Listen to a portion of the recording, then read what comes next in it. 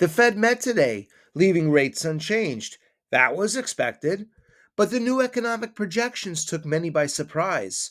We're going to tell you what this says about our economy and what stocks might be best moving forward. Well, most of the Federal Reserve statement was pretty mundane. They suggest economic activity has continued to expand at a solid pace, unemployment rates stabilized, labor market conditions solid, inflation somewhat elevated. We've heard all this before. But something new, economic projections, they've changed. In particular, they mention their preferred measure of inflation ending the year 2.7% versus the 2.5% pace anticipated in December. They're expecting higher inflation. Well, their preferred measure is a core PCE. That's currently 2.6%. They see that at 2.7 by the end of the year.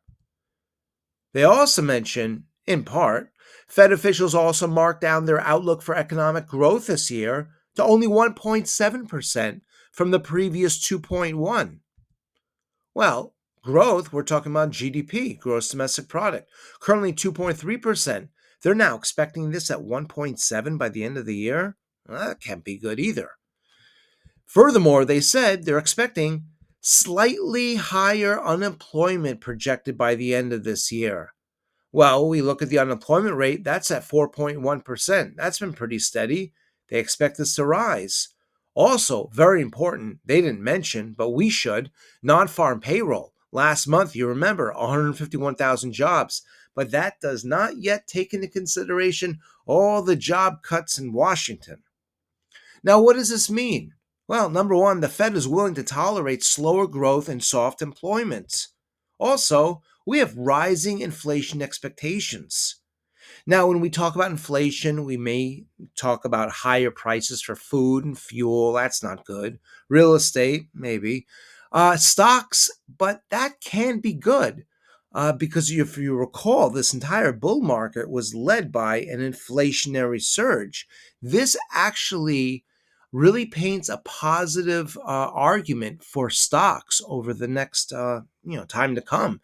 Futures market is moving away from another Fed cut, and this is also good news. We're going to show you why. In yellow, S&P 500.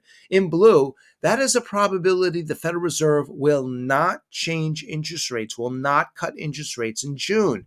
And as the stock market has been weak for the better part of February and some of March, well, the expectation the Fed would not cut rates has declined. But more recently, this has moved in the opposite direction. We're starting to see a little bit of a bounce in stocks. We hope it continues, but also the anticipation the Fed will not cut rates. Now, let's weigh the two factors. They talk about maybe slower growth, but probably higher inflation. Well, if they're not going to cut rates or they're moving away from the probability of a Fed cut, that's what the market's telling us, which side is winning? Well, it sounds like they're more anticipating inflation. That's why they're not cutting rates. Which stocks are the best? This is a question we all want to know. Well, the answer, the market will tell us. Let's take a look and see what the market told us today. These are all the different ETFs, exchange traded funds, that represent different sectors in the S&P 500. These bars represent only the performance today, and it's very telling. Listen to the market after a big fundamental economic event, and the reaction can be very telling. Because remember, at the end of the day, the reaction is based on a lot of money moving around. Well, the number one performer today, that ETF is XAR. Another strong one, XCS. Another one, strong one, XLY. Another one as well, XOP. Well, what are all these? Well, they're all found in the cyclical sectors. Specifically, XAR, that's aerospace and defense. XOP, oil and gas exploration and production. XLY, consumer discretionary.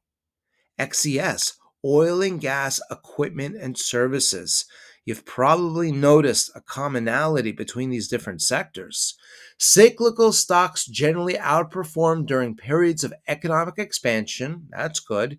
Inflation and rising commodity prices, which completely agrees with our analysis up until now. that the Federal Reserve says expect higher inflation. Now, the Fed funds futures tell us we're further away from an interest rate cut, probably because of the expectation of higher inflation.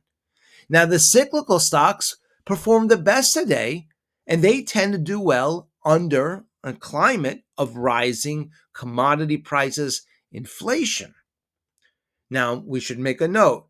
This may represent a sector rotation out of those Mag 7s, Amazon, Tesla, Nvidia. Now, we're not counting them out quite yet, and certainly they've gone down a lot. Maybe they'll bounce back. Hope they will. And, it's really impossible to tell, obviously, what's going to happen in the future. But the fact of the matter is, and we've spoken about this phenomenon before, when the leadership of the bull market begins to fade, the market struggles to find new leaders. There has to be a fundamental change. Maybe this is a fundamental change. Maybe those cyclical stocks will try to take up some of the space that the Mac 7's occupied for so long. Now, this week, we have more news, by the way. On Thursday, Philly Fed manufacturing and existing home sales. Number one, Philly Fed follows that very bad Empire number we had earlier this week, Empire State Manufacturing Index, -20, awful. Also, existing home sales. We spoke about this the other day. A real dichotomy between building permits and housing starts. It'll be very interesting to see which side the existing home sales falls in. We hope this has been helpful. We look forward to seeing you back soon.